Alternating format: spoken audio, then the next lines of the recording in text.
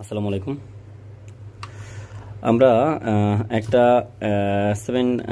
ওই সিমেন্সের যে আমাদের মাইক্রোমাস্টার ড্রাইভ আছে না, এই মাইক্রোমাস্টার ড্রাইভের রিপেয়ারিংটা আসলে আমরা খুব মানে সবসময় যে অ্যাভেলেবেল আমাদের কাছে আসে এরকমটা কিন্তু না, এবং আমাকে বলতে পারবে না কেউই যে আসলে আমরা রিপেয়ারটা যারা করি এরা সবাই অ্যাভেলেবেলি এই ড্রাইভগুলো আসলে এগুলো নষ্ট হয় খুব কম, এবং এগুলো খুব কম কোম্পানিতে ইউজ করে, সো কম্প্যাক্ট ড্রাইভ যেহেতু। তো যেটা হয় এইখানে আমাদের এই ড্রাইভটা আমরা একটা পাওয়ারের প্রবলেম আছে, আমরা পাওয়ারটা সমাধান করি, দেন আমরা যখন ট্রায়ালে রাখি তখন 6 থেকে 8 ঘন্টা পরে আবার এটাকে প্রবলেম আমরা একটা ফেস করি। সেই প্রবলেমটা কি? Display missing. এখন এই যে ডিসপ্লে মিসিং, এইখানে মজার ব্যাপার হলো আমাদের মোটামুটি অ্যাভেলেবেল যেই ব্র্যান্ডগুলো থাকে যেগুলো প্রতিনিয়ত আমাদের কাছে আসে সেগুলোর প্রিন্টিং ডায়াগ্রামটা অ্যাভেলেবেল মুখস্থই থাকে আমাদের কাছে, মানে এক কথায় আমাদের মুখস্থ থাকে যে কোথা থেকে কোথায় কত ভোল্টেজ থাকবে, সেই অনুযায়ী আমরা কাজ করতে থাকি, এবং যেটা হয় আমরা সমাধানটা খুব দ্রুত খুঁজে পাই। কিন্তু এইখানে দেখেন এই যে ড্রাইভটা আছে, এই ড্রাইভটা যিনি কাজ করছে আগে পরে ইনিও বলতে পারবে না যে আসলে যেটা হয় এনার এটা পুরোপুরি মুখস্থ আছে, কারণ এখানে 3 লেয়ারের প্রিন্টিং আছে। দেন এইখানে এটা আসলে দেখা যাচ্ছে অনেকদিন পর পর একজন হয়তো বা আসে, বা রিপেয়ারের ক্ষেত্রে দেখা যাচ্ছে যে বিভিন্ন মডেল আসতে পারে সিমেন্সের। মাইক্রোমাস্টার 440 যে আসবে এরকমটা কিন্তু না। সো এখানে এই প্রবলেমটা আমরা ফাইন্ড আউট করার আগে কয়েকটা বিষয় জানবো। আমরা যখন এটা নিয়ে আমি আসলে যেটা হয় আমি সবসময় এটার প্রিন্টিং মুখস্থ করার চেষ্টা করি, যে আসলে প্রিন্টিংটা কোথা থেকে কীভাবে কোথায় কত ভোল্ট নিয়ে কাজ করতেছে। সো এটা আমি অনেকটা স্টাডি করার পরে যেটা দেখলাম যে এটা অনলাইনে আসলে অনেকটা ইমেজ আছে, বাট কোনো ধরনের ডাটা নাই এরকমটা, যে আসলে আপনি কোথায় কত ভোল্ট পাবেন এই ধরনের কোনো ডাটা এখানে দেওয়া থাকবে। সো এখানে কিছুটা উদাহরণ দেওয়া আছে, আমি সেখান থেকে আপনাদেরকে শেয়ার করব। যদি আমি আপনাদেরকে দেখাই, এই যে দুইটা কি বলতেছে এখানে জাম্পার বলতেছে, G5 দেওয়া, G4 দেওয়া, G3 দেওয়া, এই তিনটা হলো একটা তিনটা জাম্পারিং। দেন এইখানে 3টা জাম্পারিং আছে, আর এইখানে 2টা জাম্পারিং আছে। সো এই 5টা জাম্পারিং, মানে এইটা হলো IGBT কাট, পাওয়ার কাট আর কি, এইটা হলো বাস কাট এবং কি বলে SMPS কাট, আর এইটা হলো আমাদের জাস্ট এটা ক্যাচিংয়ের সাইডে এসি সেফটির জন্য কিছুটা ক্যাপাসিটারের সাথে এসি ইনপুট লাইনটা কানেক্ট করছে, বাট এখানে আরও কিছু কম্পোনেন্ট ছিল যা লাগানো হয়নি। এই হলো এই জায়গাটার একটা মোটামুটি ডাটা। আর ওইখানে ফ্যানের লাইন দেখা যাচ্ছে, এখানে আপনারা দেখতে পাচ্ছেন ব্যাক সাইড, সো হিটসিংও আছে পাশে। আমরা যেটা করবো আজকে এই ভিডিওতে সেটা হলো আমরা এখানে ভোল্টেজগুলোকে দেখবো। যারা আসলে ফলো করেন না এই জিনিসটা আমি তাদেরকে বলতেছি, এই যে এই জায়গাটা দেখতেছেন না, এই জায়গাটাতে যেই ভোল্টেজটা থাকবে এখানে 2টা লেয়ার আছে, দেখেন 1, 2, হ্যাঁ, এই 2টা ভোল্টেজ এখানে 2টা প্রিন্টিং বা 2টা কানেকশন এখানে আছে। সো এখানে লেখা আছে H18B5 অ্যান্ড GH0B। এই 2টা শব্দের অর্থ হলো এখানে যেটা বোঝানো হয়েছে সেটা হলো এখানে গ্রাউন্ড এবং হাই ভোল্ট দুইটাই আছে। এখানে ধরেন 5 ভোল্ট থেকে 18 ভোল্ট পর্যন্ত এখানে কি হবে, ভেরিউজ হবে, এবং এই ভেরিউজটা মূলত যেটা হবে ভেরিউজের উপরে নির্ভর করেই মূলত আপনার এখানে একটা আমাদের রিলে থাকবে, এবং এখানে যেটা হবে সেফটি দেওয়া আছে বাসের সাথে ভোল্টেজ প্রোটেকশনের জন্য। তো এইখান থেকে এই কানেকশনটা আবার মোটামুটি সিটির সাথে গিয়ে কানেকশন হয়েছে, এই যে ইনপুট সিটির সাথে লাইন 1, লাইন 2, 3 সাথে।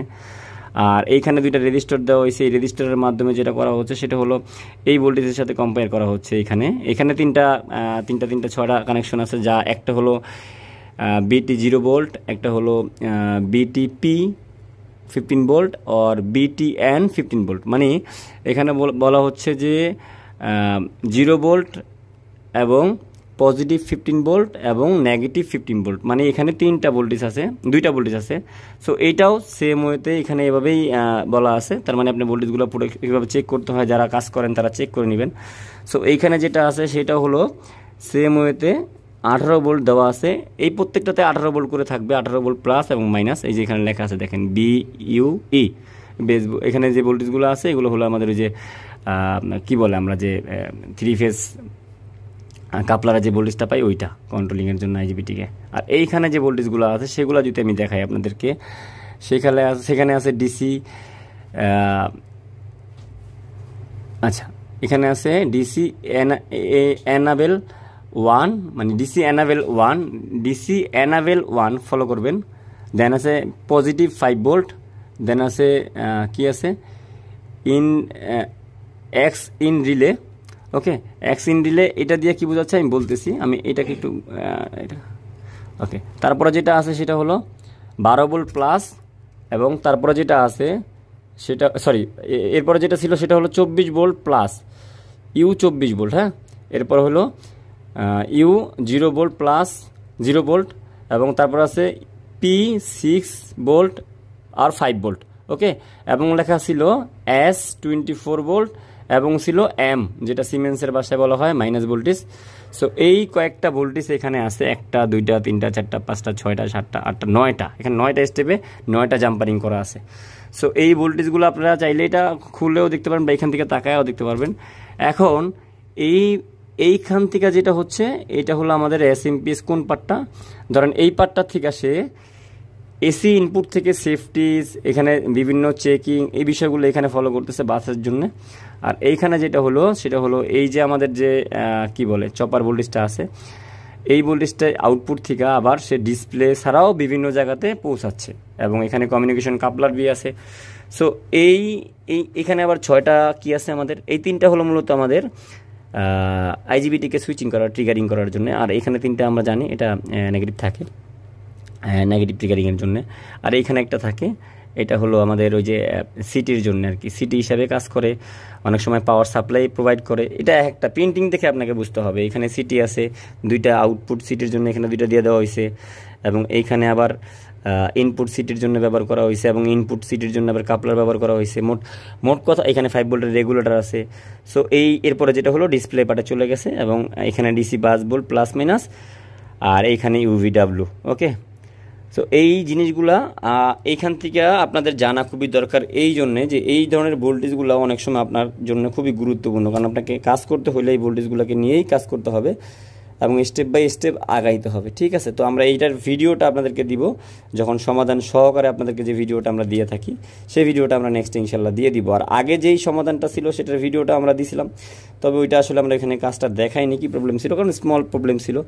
কিন্তু এখন যেটা হয়েছে এটা অবশ্যই এটা আমাদের আগেও কাজ করা হয়েছিল, তো আমরা আসলে যেটা সমস্যা পেয়েছিলাম ওইটা সমাধান করে যখন রান হয়ে গেছে, দেখলাম যে না রান হয়ে গেছে, তখন আমরা কিন্তু আর ঘাটাঘাটি করিনি যে সামনে পরে শর্ট সার্কিট বা কোনো কারণে এম্পিয়ার বেশি নিচ্ছে কিনা। পরে দেখা গেল যে এটা গরম হয়ে একটা সময় আবার স্টপ হয়ে গেছে। সো এখন আমরা এটা আবার কাজ করে নিব ইনশাল্লাহ। ওকে, এই ছিল আমাদের আজকের ভিডিও। মাইক্রোমাস্টার সিমেন্সের 440 বিএফডি 2.2 কিলোওয়াট এবং 3 ফেজ আউটপুট ডাটার একটা ইনভার্টার।